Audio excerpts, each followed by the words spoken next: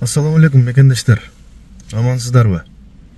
Эми бул кимдир бирөөлөргө балким кичинекей эле көзгө көрүнбөгөн көйгөй болушу мүмкүн.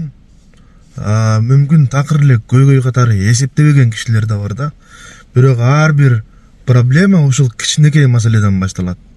Жогорку кеңештин учурдагы депутаты Жанар Акаевдин чакан Facebook аркылуу бир фактураны тартыптыр.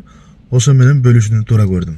Мына достор, бүгүн дагы жумушка баратып, мэриянын улуттук банктын университеттин так жанында бир 200 метр ашып кетсе. Могул казылганына дагы дээрлик 10 күн болду. Таштап аткан боюнча мына акыбалды караңыз. Шаардын чоң ортосунда жатат. Эти 200 метр көсү. Мына караңыз эми. Шаардыктар, коляскачан аялдар бүт. Мына ушинтип коюп таштаган. Бир 2-3 жолу келдим, бир иштеп аткан киши көрбөйсүң. Казып таштап аткан. Таң каласың да, ушул миллион адам жашаган Бишкек шаарыбызда ушундай мамиле. Мына шаардын чоң ортосу, мэриянын жанында. Жумушка баратып бүгүн дагы көрдүм. Бул майда маселе дейт эми, ушул миллион адам жашаган жерде ыңгайсыздык жараткан эми ушуну 3 күн дебейм, бир жумада бүтүрүп койсо болот экен. Бул 1 ай жатат эми көрөсүңөр. Ушундай мамиле. Ушул тротуарларды бүт жерде шаардын көп жерлеринде ушундай экен. Вообще таң калам да.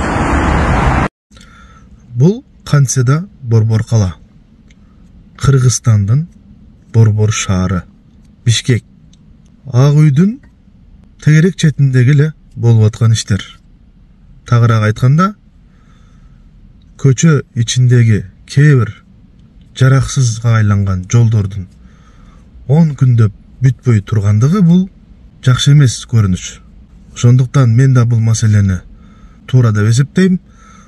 Мындай майда барат көзгө көрүнбөгөн көйгөйлөр заматта чечилүүгө тийиш.